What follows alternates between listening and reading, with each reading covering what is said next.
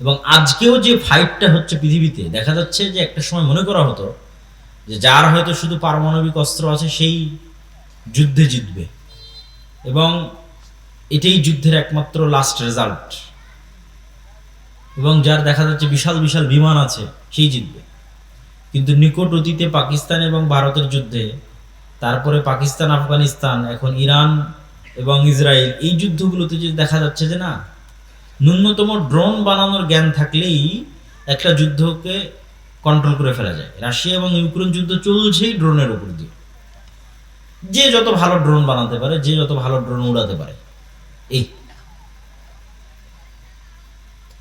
এই একটা $50,000 একটা ড্রোন ধ্বংস করতে আপনার কয়েক বিলিয়ন ডলারের মিসাইল নিক্ষেপ করতে হচ্ছে, যে আকাশে আমি এই ড্রোনটাকে ধ্বংস করব। এই $50,000 একটা ছোট্ট ড্রোন গিয়ে আপনার কোনো তেল শোধনাগার, কোনো বড় কোনো কোম্পানি কোথাও গিয়ে পড়ে যাচ্ছে, আগুন লেগে যাচ্ছে, মানুষ ভয় পেয়ে যাচ্ছে। তো দেখা যাচ্ছে যুদ্ধের চিত্রই পাল্টে যাচ্ছে ইউক্রেন এবং রাশিয়ার যুদ্ধ থেকে না আজ পর্যন্ত ড্রোনই সবকিছু। সারা পৃথিবীর সবচেয়ে বেশি তেল মুসলমানদের কাছে আছে, সারা পৃথিবীর সবচেয়ে বেশি গ্যাস মুসলমানদের কাছে আছে। যদি কোনোদিন তেল এবং গ্যাস শেষ হয়ে যায়, যে সৌর বিদ্যুৎ বা সোলার প্যানেল, এগুলোর শক্তি তথা সূর্যের শক্তি পৃথিবীর মানুষ কাজে লাগাতে চায়, তো সবচেয়ে বেশি মরুভূমি, সবচেয়ে বেশি রোদ মুসলমানদের কাছে আছে। আর সবচেয়ে শীত, সবচেয়ে ঠান্ডা তাদের কাছে, যারা মুসলমান নয়। তথা কোনোদিন যদি সূর্যের শক্তির ভিত্তিতেও ক্ষমতার মানদণ্ড নির্ধারিত হয়, সেখানে মুসলমানেরা এগিয়ে থাকে। সমুদ্রের রাস্তায় যদি দেখেন, হরমুজ প্রণালী বলেন, ইয়েমেনের কোনায় যেটা আছে বাব আল মানদেব ওইটা বলেন, সুয়েজ খাল বলেন, যেগুলো সারা বিশ্বের সকল ব্যবসা বাণিজ্যের মূল কেন্দ্র, সেন্টার, এগুলো সকল প্রণালীর উপর আধিপত্য আছে মুসলমানদের। কিন্তু এত বিশাল বিশাল শক্তি, সামর্থ্য এবং ক্ষমতার মালিক হওয়ার পরেও মুসলমানেরা মাজলুম। তার সবচেয়ে বড় কারণ হচ্ছে বিভিন্ন মতবাদ দিয়ে মুসলমানদের বিভক্ত রাখা হয়েছে। জাতীয়তাবাদ দিয়ে, ন্যাশনালিজম দিয়ে, গণতন্ত্র দিয়ে, বিভিন্ন রকমের মতবাদ দিয়ে এক এক মুসলমানকে এক এক অঞ্চলে এমনভাবে বিভক্ত রাখা হয়েছে যাতে এই শক্তিগুলোকে একত্রিতভাবে মুসলমানেরা প্রয়োগ করতে না পারে, এবং মুসলমানদের মধ্যেই শত্রুতাকে কন্টিনিউ করা যায়, যাতে হরমুজ প্রণালী, বাব আল মানদেব, সুয়েজ খাল একক কোনো মুসলিম নেতার হাতে না থাকে। আর যত তেল এবং গ্যাসের রিসোর্সগুলো আছে, এটাও একক কোনো মুসলিম নেতার হাতে না থাকে, বিভক্ত বিভক্ত, টুকরো টুকরো। তাহলে যখন যাকে যেভাবে ইচ্ছা তখন তাকে সেভাবে ব্যবহার করা যাবে। যখন ইরাকের প্রেসিডেন্ট সাদ্দাম হোসেনের বিরুদ্ধে তাকে ধ্বংস করার দরকার হবে, তখন তার সাথে যার শত্রুতা তৈরি করার দরকার হবে। আবার যখন আর এক দেশকে ধ্বংস করার দরকার হবে, তখন তার সাথে যার শত্রুতা করার দরকার হবে। এই ডিভাইড অ্যান্ড রুল, ভাগ করো এবং শাসন করো, এই যে পদ্ধতি, তো পৃথিবীর সকল সম্ভাবনা থাকার পরেও মুসলমানরা সবচেয়ে অসহায় এবং সবচেয়ে মাজলুম। তার অন্যতম একটি কারণ হচ্ছে যে সমস্ত ভ্রান্ত মতবাদ দিয়ে মুসলমানদের বিভক্ত রাখা হয়েছে, সে ভ্রান্ত মতবাদগুলো। এবং দ্বিতীয় আরেকটি বড় কারণ, যদিও ইদানিং বহু বক্তব্যে আমি দাজ্জাল, ইমাম মাহদি, ইয়াজুজ মাজুজ এগুলো নিয়ে আলোচনা করেছি, সেক্ষেত্রে আমি দেখেছি মানুষের মধ্যে একটা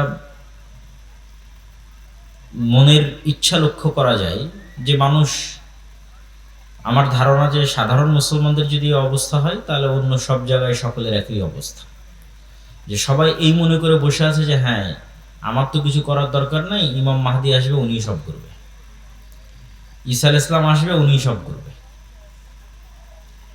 তাহলে অন্য মুসলমানদের আর মুসলিম নেতাদের আর কোনো করণীয় নেই।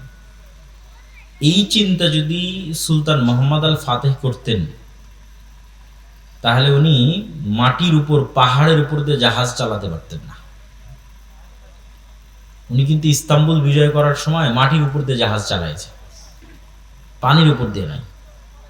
মানে যখন সকল রাস্তা বন্ধ হয়ে গেছে, যখন সবাই হাল ছেড়ে দিয়েছে যে না, এবারও ইস্তাম্বুল বিজয় সম্ভব নয়, ইস্তাম্বুল বিজয় করার জন্য, তুরস্ক বিজয় করার জন্য একদম আল্লাহর নবীর যুগ থেকে সুলতান মোহাম্মদ আল ফাতেহের যুগ পর্যন্ত অসংখ্য মুজাহিদ বাহিনী চেষ্টা করেছে, কেউ পারেনি। কেন এটা খ্রিস্টানদের সবচেয়ে, যেমন আজকের ইতালির রাজধানী রোম, এরকম বাইজেন্টাইন এম্পায়ারের রাজধানী হচ্ছে তুরস্কের রাজধানী কনস্টান্টিনোপল, কুস্তুনতুনিয়া, ইস্তাম্বুল। এটা বিজয় করা এত সহজ নয়। তো যখন সবাই হাল ছেড়ে দিয়েছে, তখনও সুলতান মোহাম্মদ আল ফাতেহ স্বপ্ন দেখছেন যে না, ইস্তাম্বুল বিজয় সম্ভব। তো যাওয়ার যে কোনো রাস্তা নাই, তো তাহলে মাটির উপর দিয়ে জাহাজ চলবে। মাটির উপর দিয়ে কেমনে জাহাজ চলবে? তো বলে নিচে কাঠ বিছাও, কাঠের উপর তেল লাগাও, আর তার উপরে জাহাজ ওঠাও, তেলের ঘর্ষণে জাহাজ টেনে নিয়ে যাও। তেলের ঘর্ষণে জাহাজ টেনে নিয়ে গিয়ে এমন জায়গায় জাহাজ নামাও যেখানে শত্রু কল্পনাও করেনি যে এখানে জাহাজ নামতে পারে। তুমি যদি চিন্তা করতেন যে না, ইস্তাম্বুল বিজয় করার কাজ তো ইমাম মাহদীর, কেন হাদিসে কিন্তু আছে যে কিয়ামতের পূর্ব মুহূর্তে ইস্তাম্বুল বিজয় হবে। ইস্তাম্বুল বিজয়ের কাজ যেহেতু ইমাম মাহদীর, তা আমার করে কি লাভ? আমার করে তো কোনো লাভ নাই। আর সুলতান সালাহুদ্দিন আইয়ুবী যদি মনে করতেন যে মসজিদে আকসা আমি আর কি করতে বিজয় করবো, এটা ইমাম মাহদীর কাজ, তাহলে এখনো ওই খ্রিস্টান ক্রুসেডারদের হাতেই মসজিদে আকসা থাকতো। তো রাসূলুল্লাহ সাল্লাল্লাহু আলাইহি ওয়াসাল্লাম আমাদের যে থিওরি শিখিয়েছেন, সেই থিওরিটা হচ্ছে, তোমরা যদি দেখো যে সূর্য পশ্চিম দিকে ঠিকই উঠে গেছে, মানে কিয়ামত হয়ে গেছে, তারপরেও যদি তোমার হাতে একটা গাছের চারা থাকে, তাহলে ওটাকে লাগাও। এর নাম হচ্ছে প্রোডাক্টিভিটি। মানে অলস হাত ছেড়ে দিয়ে বসার কোনো সুযোগ নেই। সদা সর্বদা নিজের সময়কে কাজে লাগানো, উঁচু হিম্মত, সৎ সাহস এবং নেতৃত্বের গুণ, এটা কাজে লাগিয়ে সামনের দিকে এগিয়ে যাওয়া। জি না, আপনি হাতের সাথে হাত লাগিয়ে বসে রাখলেন, যেখানে পশ্চিম দিকে সূর্য উঠে গেছে, তখন রাসূল সাল্লাল্লাহু আলাইহি ওয়াসাল্লাম বলতেছে না, তোমার হাতে যদি কোনো বীজ থাকে, চারা থাকে, রোপণ করার মতো করো। মানে শেষ সময় পর্যন্ত আমল বা চেষ্টা অব্যাহত রাখতে হবে। এটাই মুসলমানদের কাজ। কেন কেউ জানে না কখন ইমাম মাহদী আসবে, কখন দাজ্জাল আসবে, কখন কিয়ামত হবে, নির্ধারিত সময় কেউ জানে না। হবে এ কথা ঠিক, হবেই হবে, এটাই নিশ্চিত, কিন্তু ওটার অপেক্ষায় আপনার আর কোনো কাজ নাই, এটা হলো না। তথা আমাদের ইয়াং জেনারেশন, আমাদের মুসলিম উম্মাহ, তাদের কাজ আছে, জ্ঞানে বিজ্ঞানে তাদেরকে সামনের দিকে এগিয়ে যেতে হবে এবং চেষ্টা অব্যাহত রাখতে হবে।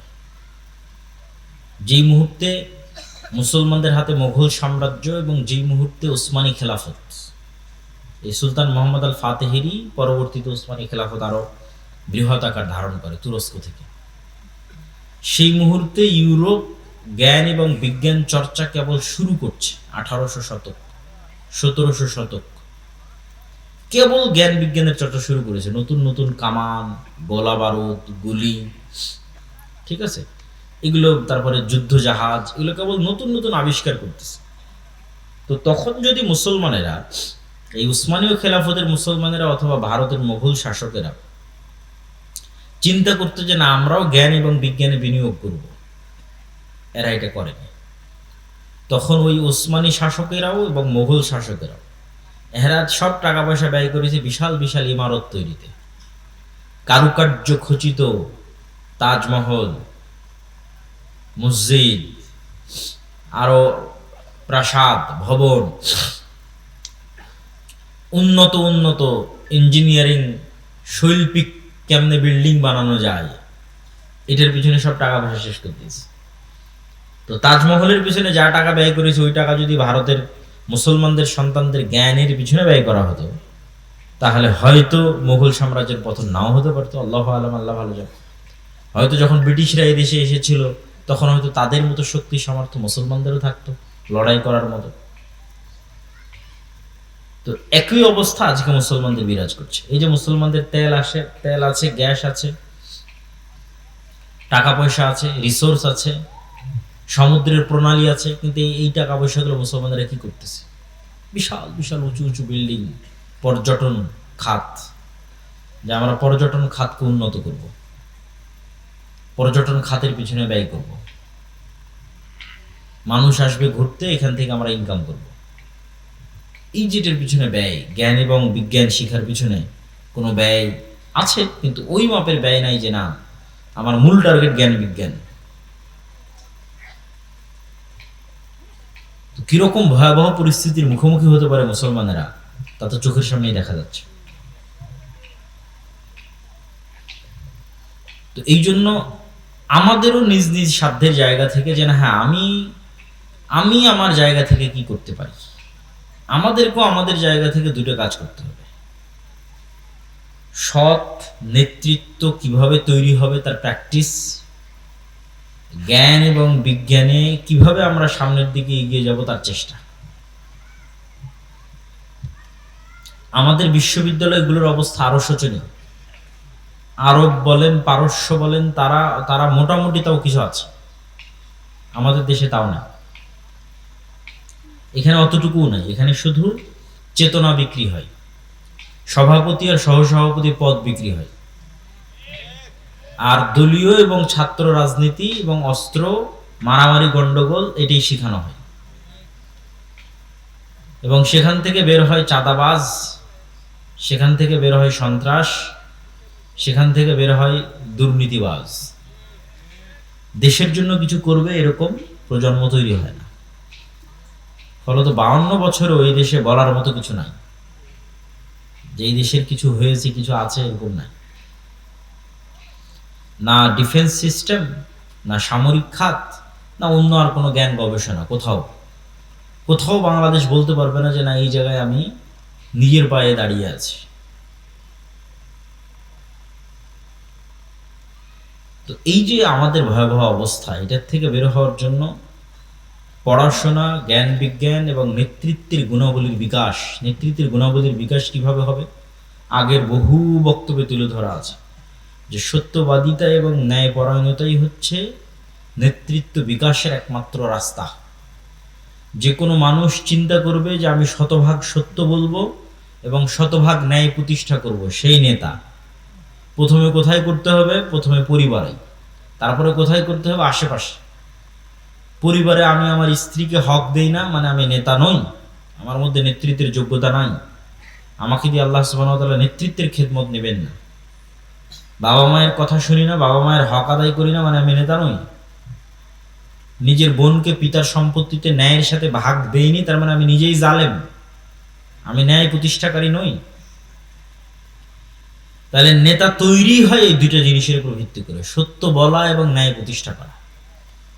তা আমরা মসজিদ মাদ্রাসায় সালাত, সিয়াম, হজ, যাকাত, দোয়া দরুদ সবই শিখিয়েছি, কিন্তু দেখবেন ওখান থেকে বের হয়ে ওই আলেম, ওই মাওলানা, মাদ্রাসা শিক্ষক, ইসলামী দলের নেতা কর্মী কারোর মধ্যেই এই দুটো গুণ নাই, সত্যবাদিতা নাই, ন্যায় নিষ্ঠা নাই। সালাত, সিয়াম, হজ, যাকাত আছে, ফলত সেও আর নেতা হতে পারতেছে না। কিন্তু নেতা হতে হলে তাকে এই দুটো গুণ লাগবে। আমরাও নেতা হতে পারতেছি না এই দুটো গুণের অভাবে। শতভাগ সত্যবাদিতা না থাকা এবং শতভাগ ন্যায়পরায়ণতা না থাকা, এটি দিয়ে নেতা তৈরি হবে। এটার প্র্যাকটিস এবং কালচার আমাদের মধ্যে নিয়ে আসতে হবে। আল আমরু বিল মারুফ ওয়ান নাহি আনিল মুনকার, সৎ কাজের আদেশ দিতে হবে, অসৎ কাজে বাধা দিতে হবে। অসৎ কাজ মানে শুধু গান বাজনা হলে এটা অসৎ কাজ, অসৎ কাজ মানে মেয়ে মানুষ বেপরদায় ঘুরলে এটা অসৎ কাজ, শুধু এগুলো অসৎ কাজ নয়। অসৎ কাজ মানে আর একজনের পুকুরে মাছ ছাড়বে, তো আর এক নেতা এসে বলতেছে তাকে চাঁদা না দিলে মাছ ছাড়তে দিবে না, এটাও অসৎ কাজ। এটাও যেদিন মসজিদ এবং মাদ্রাসা থেকে বাধা দিতে পারবে ন্যায়ের সাথে, ওই দিন ওখান থেকে নেতা তৈরি হবে। অন্যায়ের প্রতিবাদ করতে গিয়ে নেতা তৈরি হয়, এবং সেখান থেকে নেতা তৈরি হলো কোন নেতাকে আল্লাহ কবুল করবে, আল্লাহ সুবহানাহু ওয়া তাআলা ভালো জানেন। যে কোনো একজন নেতাকে আল্লাহ কবুল করতে পারে, কিন্তু এই কালচার তো নাই যে আল আমরু বিল মারুফ ওয়ান নাহি আনিল মুনকার, এটার কালচারটাই তো নাই। এই কালচারটা তৈরি করতে হবে যে না আমি অসৎ কাজে বাধা দেব।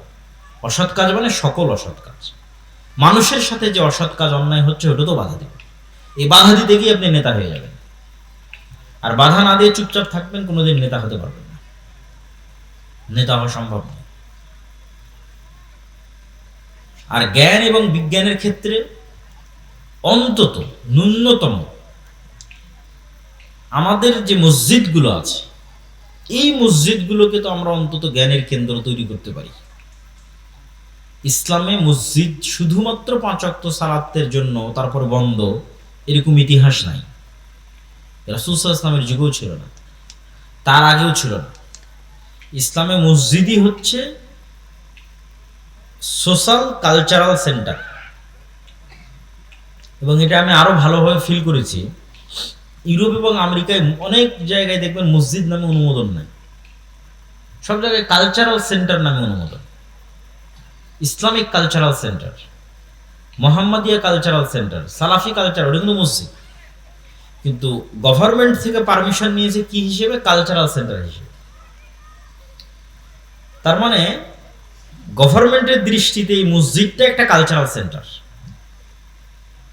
এইটাই ইউরোপ আমেরিকার গভর্নমেন্টের রুলস অনুযায়ী, যে হ্যাঁ এটা একটা কালচারাল সেন্টার, মুসলমানরা তাদের কালচার প্র্যাকটিস করবে কোথায়? মসজিদে, ফলত এটা কালচারাল সেন্টার, কমিউনিটি। কিন্তু আমরাই সেই মসজিদকে বানিয়ে দিয়েছি যে না, এখানে শুধু 5 ওয়াক্ত সালাতের পরে এটা অফ হয়ে যাবে, অথবা শুধু লাশ বহনের খাটলি থাকবে, অথবা শুধু ঈদুল ফিতর এবং ঈদুল আজহায় গোস্ত এবং চাউল বন্টন হবে। কিন্তু আসলে হওয়া উচিত ছিল, মসজিদের সবচেয়ে বড় কাজ হওয়া উচিত ছিল যে মসজিদে শিক্ষার ব্যবস্থা থাকবে, জ্ঞান বিতরণের ব্যবস্থা থাকবে। ইসলাম যতটা জ্ঞান ভিত্তিক দিন, আর পৃথিবীতে কোনো দিন এতটা জ্ঞান ভিত্তিক নয়। কোরআন যতটা জ্ঞান ভিত্তিক কিতাব, পৃথিবীতে আর কোনো কিতাব এত জ্ঞান ভিত্তিক নয়।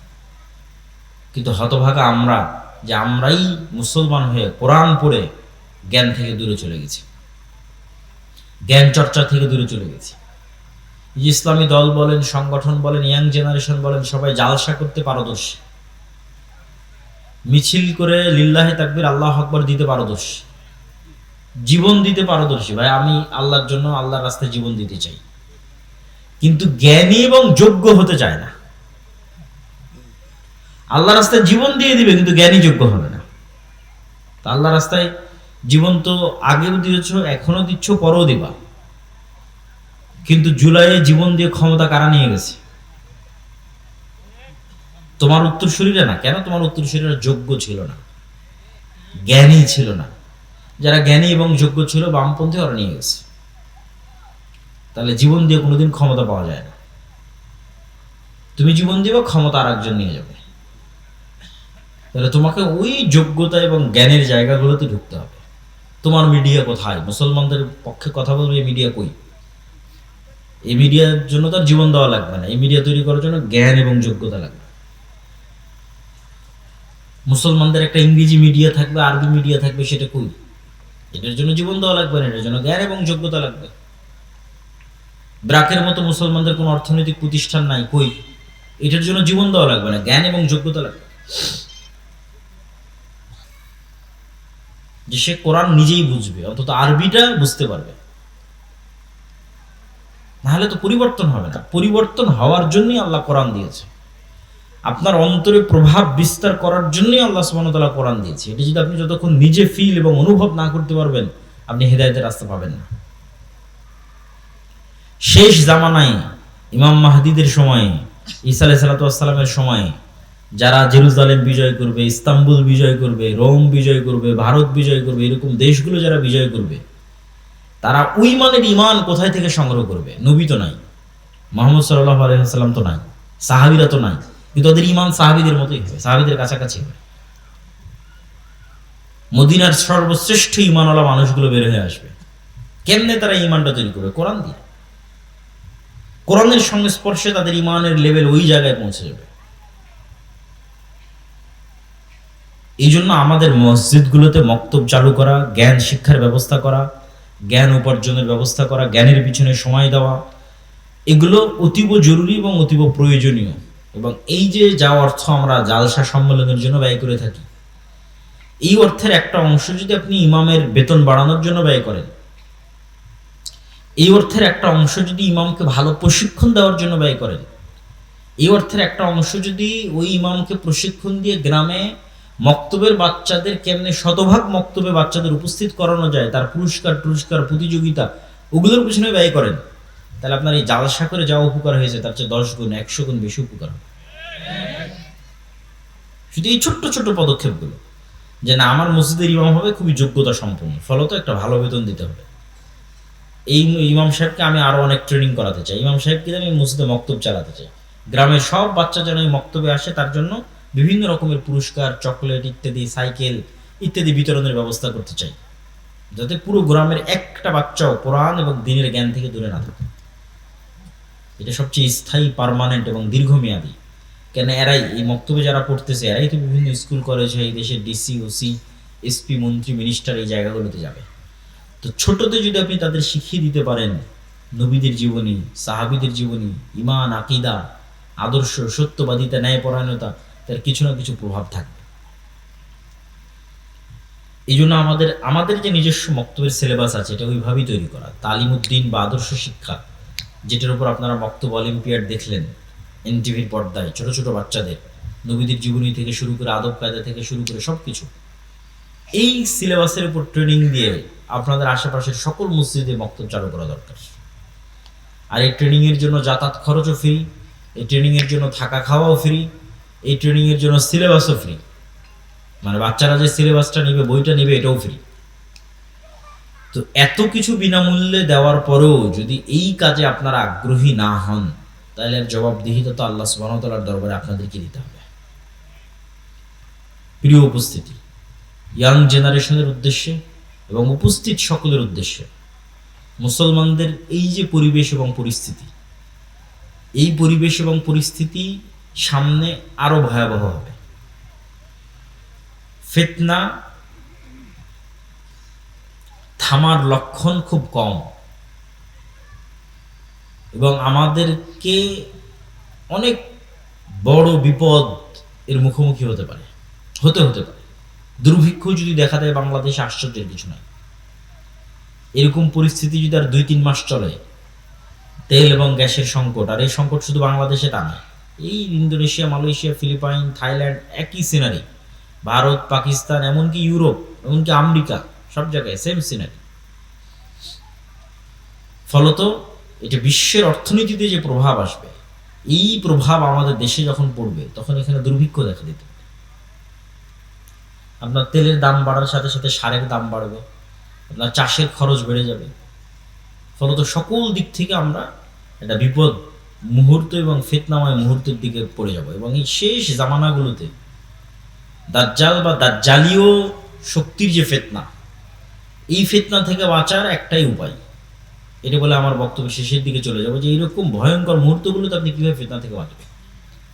আজকে যদি আমি আপনাকে বলি, মানে আমাকেও যদি কেউ বলে যে ভাই তুমি যদি এই কথা মানো তাহলে তোমার গাড়িতে তেল দিব, তা আমি তো মনে হয় সন্দেহে পড়ে যাব যে এই কথা মেনে নিয়ে তেল নেওয়াই ভালো।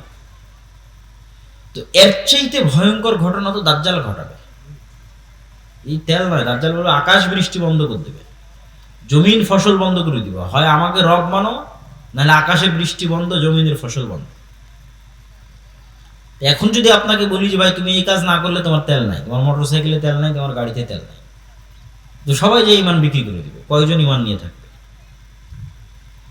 তো এই ফিতনার সময়গুলো আমাদের ইন্ডিকেট করছে, বুঝাচ্ছে যে আপনি কিভাবে ফিতনা থেকে বেঁচে থাকবেন। ফিতনা থেকে বেঁচে থাকার জন্য দুটো রাস্তা ছাড়া আর কোনো রাস্তা নেই আমার জানা নাই, যে ফিতনার সময় আমরা ফিতনা থেকে বেঁচে থাকবো। এক, পরকালের প্রতি অগাধ আস্থা, যেন আমি পরকালই আছি, পরকাল যেন দেখে নিয়েছি, পরকাল যেন আমি স্বাদ আস্বাদন করে নিয়েছি, আমি যেন মারা গেছিলাম, মৃত্যুবরণ করে জান্নাত জাহান্নাম কবর ঘুরে তারপরে আবার দুনিয়াতে এসেছি। পরকালের প্রতি এই লেভেলের অগাধ আস্থা। আব্দুর রহিম যে মৃত্যু এবং কবরের বর্ণনা শোনাচ্ছিল, জান্নাত জাহান্নামের বর্ণনা শোনাচ্ছিল, এটার প্রতি যতক্ষণ অগাধ আস্থা তৈরি না হবে ততক্ষণ আপনি দুনিয়া বিসর্জন দিতে পারবেন না। দুনিয়া তখনই বিসর্জন দিতে পারবেন যখন জান্নাতে আপনার জায়গাটা দেখতে পাবেন, যে হ্যাঁ জান্নাত হচ্ছে আসল জীবন। ওমাল হায়াতুদ দুনিয়া ইল্লা লাইবুন ওয়া লাহু, দুনিয়া তো খেল তামাশা মাত্র। ওমা ইনদাল্লাহ খায়রুন ওয়া বাক, আল্লাহর নিকটে যা আছে ওটাই উত্তম এবং ওটাই চিরস্থায়ী, তথা পরকাল। এই পরকাল দেখতে পাওয়ার কারণে আসহাবুল উখদুদের সম্ভব হয়েছিল আগুনে ঢুকে যাওয়া। সূরা বুরুজের মধ্যে আসসামা ইযাতিল বুরুজ ওয়াল ইয়াউমিল মাউউদ ওয়া শাহিদু ওয়া মাশহুদ কুতিলা আসহাবুল উখদুদ, যে তাদের বলা হলো হয় ঈমান ছাড়ো না হয় আগুনে ঢোকো। তোরা আগুনে ঢুকে গেছে। তো কেমনে সম্ভব যে আপনি আগুনের মধ্যে স্বেচ্ছায় ঢুকে জ্বলে পুড়ে যাবেন? তখনই সম্ভব যখন আপনি আগুনের মধ্যে জান্নাত দেখতে পাবেন, আর ওই আগুন থেকে পিছনে যখন জাহান্নাম দেখতে পাবেন। যে আমি যদি আগুনে না ঢুকি ইমান ত্যাগ করি, তাহলে পিছনে আমার বাড়ি ঘরে আসলে জাহান্নামের আগুন অপেক্ষা করছে। এটা যখন আপনি স্বচক্ষে দেখতে পাবেন যে এই সামনে যে আগুন জ্বলতেছে এটা তো জান্নাত, তখন ঢুকে যাবেন। এই সেম ঘটনা দাজ্জাল ঘটাবে, বলবে দাজ্জালের জান্নাত জাহান্নাম, দাজ্জালের জাহান্নাম জান্নাত। পরকালের প্রতি অগাধ আস্থা ছাড়া আপনি ইমান বাঁচাতে পারবেন না। সামান্য কিছুর বিনিময়ে ইমান বিক্রি করে দেবেন, 1 টাকা অবৈধ 1 টাকার লোভে, সামান্য অর্থের লোভে, সামান্য ফসলের লোভে, সামান্য খাবারের লোভে। আর যখন আপনি মাটি কামড়ে পড়ে থাকবেন যে না খেয়ে মরে যাব, কিন্তু ইমানের উপর মারা যাব, কেন এটাই আলটিমেট সফলতা, সর্বোচ্চ সফলতা। ইমানের উপর মরতে পারা এটাই সফলতা, দুনিয়া অর্জন করা সফলতা নয়। তাহলে পরকালের উপর অগাধ আস্থা ছাড়া শেষ জামানার ফিতনা থেকে বাঁচা সম্ভব নয়। 2, আল্লাহর ক্ষমতা এবং শক্তি সম্পর্কে জ্ঞান অর্জন। আল্লাহর ক্ষমতা, শক্তি, সাহায্য, তাওহীদ, এগুলো দিয়ে কোরআন পরিপূর্ণ। 3, সালাতের উপর অটল থাকা। তাওহীদ কত গুরুত্বপূর্ণ যে ইব্রাহিম আলাইহিস সালাতু ওয়াস সালাম আল্লাহ সুবহানাহু ওয়া তাআলার নিকটে দোয়া করছেন,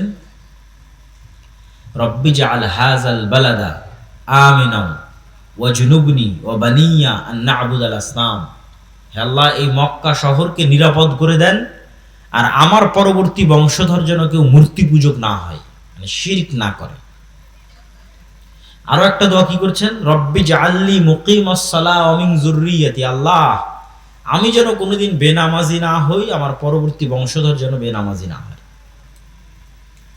তাহলে পরকালের উপর অগাধ আস্থা, আল্লাহর উপর ঈমান এবং সালাত, এই 3টে জিনিস যদি মুসলমান মজবুত ভাবে আঁকড়ে ধরে থাকে, তাহলে পৃথিবীর কোনো শক্তি মুসলমানদের পরাজিত করতে পারবে না।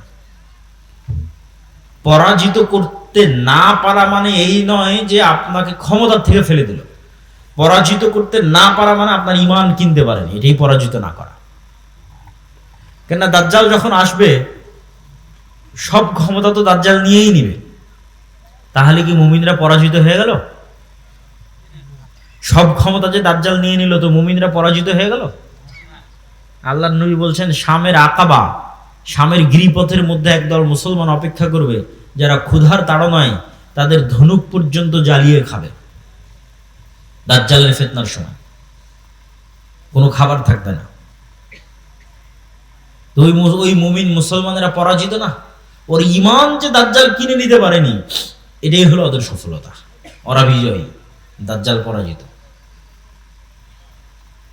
তা আপনি সালাতের উপর অটল আছেন, ঈমানের উপর অটল আছেন, এবং পরকাল দেখতে পাচ্ছেন, এবং পরকালের কারণে দুনিয়ার যে কোনো কিছু আপনি বিসর্জন দিতে পারেন জান্নাতের জন্য।